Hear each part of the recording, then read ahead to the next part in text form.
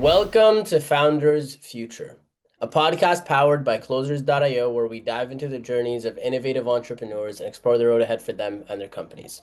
I'm your host, Ammar Elm, and in each episode, we uncover the stories behind impactful ventures, the challenges faced along the way, and the strategies driving their future growth. Today, we are absolutely thrilled to be joined by Peter Winick, founder and CEO of Thought Leadership Leverage, a firm at the forefront of helping thought leaders, authors, and executives transform their ideas into thriving businesses and scalable platforms. Peter, welcome to Founders Future. Thanks for having me today. Yeah, I'm excited to dive in. I always like to start from the beginning. So take me back to before you started Thought Leadership Leverage. I know it's almost 2 decades at this point, Yeah. but take me back to before you started it. What were you doing at the time? And then what was really the motivation behind starting the company? Yeah. So if I go back, let's say, whatever, 4 or 5 years prior to starting the firm, there were two things that I was doing. One, I did a turnaround for a communications consulting firm that was global. So basically, that was a business that was in trouble. We got brought in to do the turnaround. And what the light bulb that went off for me there was I've always been, we didn't call it thought leadership back in the day. It was called being a nerd. I've always just been consuming content, reading things, articles, books, magazines, etc. And in all the hundreds, maybe thousands of books at this point that I've read, I never once stopped to ask, what is that person's business model that wrote this book? So when I got brought into the turnaround, the company was a global company, $60 million annually or so. And it was putting out various workshops and coaching and consulting based on a methodology, based on a book that the original founder had started back in the 60s. So I was like, wow, I got a little bit intrigued slash fascinated with Yeah. that's pretty cool. That's interesting, right? So did the turnaround, that went fairly well. It was time for me to move on. And at that point, I partnered with a gentleman by the name of Keith Ferrazzi, who was launching a book called Never Eat Alone to Mm, apply basically my thinking. And it wasn't totally gelled yet in what all the frameworks, models, methodologies are that they are yeah. today. He had a book coming out called Never Eat Alone, which wound up being an amazing runaway success. Huge book. I'm sorry? Huge book. Huge, yeah. So we Yeah. blew that up from 2005 to 2008. Underneath that, built out a training business, built out a consulting business, codified the methodology I see. that it was replicatable, scalable, et cetera. And then I left there in '08 to start Thought Leadership Leverage because, quite frankly, I saw that there was a huge opportunity in the marketplace to support thought leaders from around the world that are looking to scale and leverage what they're doing. Awesome. That is powerful. Yeah, that is a huge book, by the way, Never Eat Alone. I can't even recall how many times I've been recommended that book. But walk me through today to give the listeners more context into what thought leadership leverage looks like today. Who would you say is your ideal client? Who do you love to work with? And then from there, let's dive into the different offers and services that you provide. Yeah, so I think it's a good question because I think far too many consultancies try to be all things to all people. Yep. And one of the things I know to be true, or at least it's true for me in the business, is I'm perfectly happy and fine that I am somewhere between irrelevant to useless to 99.99% of the world. So what that allows me to do is really get laser focused on that tiny 0.01% of the world that we could be incredibly helpful to and not worry about the rest of the universe. It's a big enough market, right? So we work exclusively with nonfiction authors, thought leaders, academics, keynote speakers, small to mid-sized consultancies, and a fair number of founders, CEOs, senior executives at both public and privately traded companies. The short name that we use is people that are or aspire to create thought leadership that's of interest and value to the business community. That's the Okay. market. And what is the core offering? How do you actually work with these types of individuals? Yeah, and I think that's another important question in that a lot of times I look at various consultancies and stuff. I'm like, wow, that's a lot of stuff you're throwing at me, whether on your Mm, website or your social. What is it exactly that you do for whom? So we just answered the whom. The what is the next question. We make it really simple, if you will, in that the work that when we bring on a client, we always start with strategy development. Mm. That's the first piece. Now, they might ask for, I've got a book coming out. Can you do this? Can you do that? Can you do that? Yeah, there's lots of things we can do, but until we're in sync and we have a solid strategy that we will build, we're not going to jump into the tactical or the frenetic or the whatever. And quite frankly, you wouldn't have come to me if you had a viable strategy that was being executed at a Yeah. level that it should be. Something, there was some pain, some disappointment, some you're not achieving objectives that you're looking for that caused you to come from me. So I'm totally fine saying, this is my framework, this is my method, this is the way we roll. If that doesn't work for you, that's okay too. We're Yep. not a fit for, not everybody likes kale. And that's completely fine. It is what it is. Yeah. Okay, very cool. So, what does a typical client engagement look like? Are you working together for 6 months, 12 months? What does that typically look like? The initial engagement, which is the strategy development, is a very explicit process. That takes Mm. about 6 weeks to do. Okay. Once that's done, now we have a strategy, right? Now we have clarity. Now we know what we're trying to do. Then it's really going to depend on what the client needs, what their budgets are, what their timing is, and what their framework. So Mm. the two answers I would give to that question was get the strategy done 6 weeks. After that, at the risk of sounding like a consultant, it depends. There's some typical things that get done there, but it's not as prescriptive at that point. That's really more variable depending on the client's objectives. No, that makes perfect sense. Let's dive a little bit to the back end of the business. When it comes to customer and client acquisition, when you're looking to bring more Yep. clients to thought leadership leverage, what are you currently doing from a lead gen and marketing perspective? Yeah. Let me go a half a step backwards because again, another great question. There are three ways that the clients come to us, right? Mm. And I always think about it this way. One is we've got a ton of stuff that we've got out in the marketplace between our podcast, places that I speak, articles that we've written, places that we go, etc.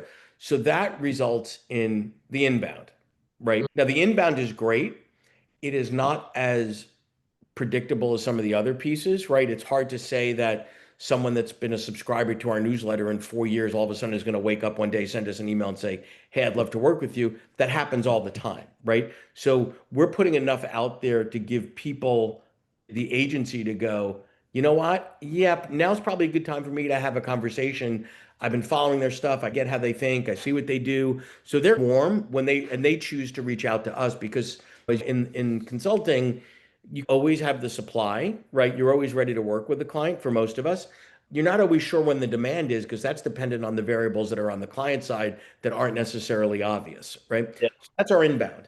Then second piece is we do a bunch of outbound stuff, right? So this probably more directly connects to your question from a lead gen standpoint.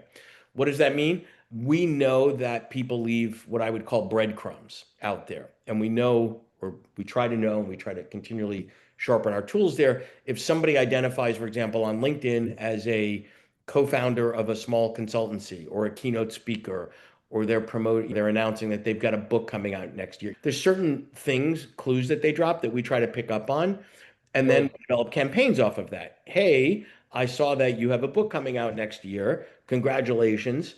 Are you thinking about A, B, C, and D? And then maybe another follow-up. It might be 3 or 4 touch points over Yeah, yeah, couple of months building up the intensity. And I think the point there is that's become harder and harder, quite frankly, because if you're like anybody else that I know, you're getting hit with 100 things on LinkedIn every day, 95% of them totally irrelevant. And I think that there should be a marketing tax imposed on sloppy, lazy, and stupid marketing yeah. that waste all of our time, but that's Yeah. so be it. And one of the compliment I take it as a compliment that I get from people fairly frequently on our outbound is I never respond to things like this, but dot.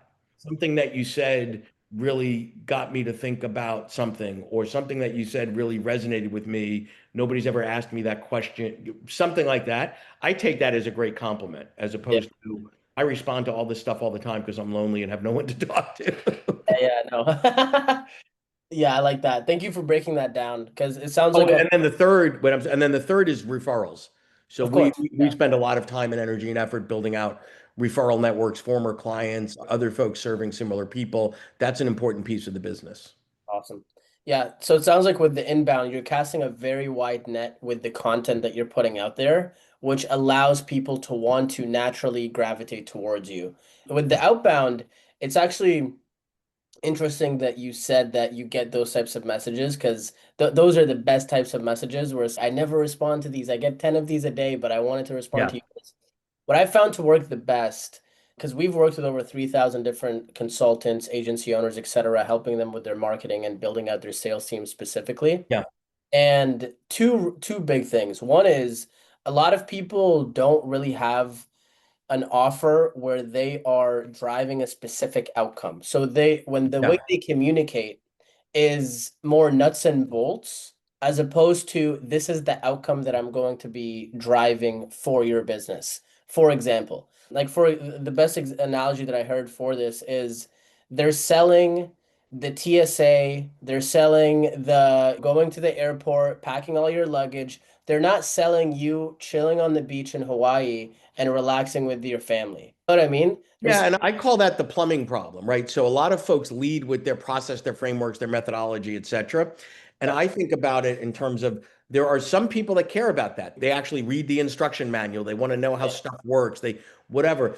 Most people, most of the time, want to know that something's wrong and you're going to fix it. So for example, if my toilet is clogged, I'm going to call a plumber, and yeah. all I care about is they're going to unclog the toilet. Yeah, don't tell me how. I don't care.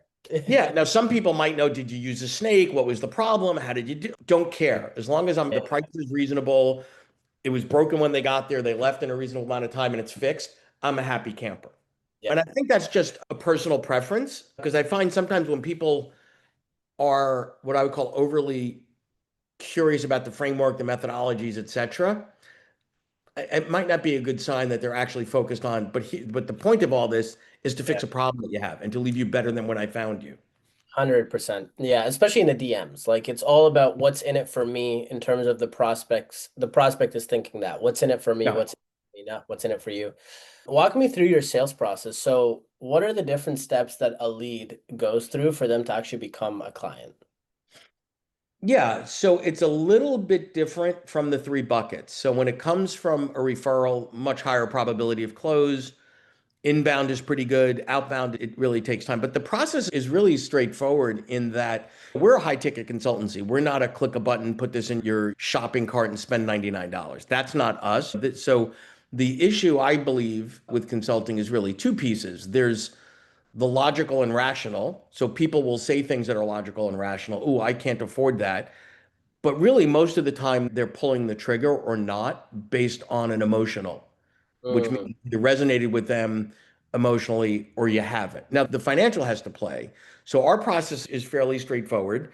We do a call, explain who we are, what we do, what it looks like, et cetera, et cetera.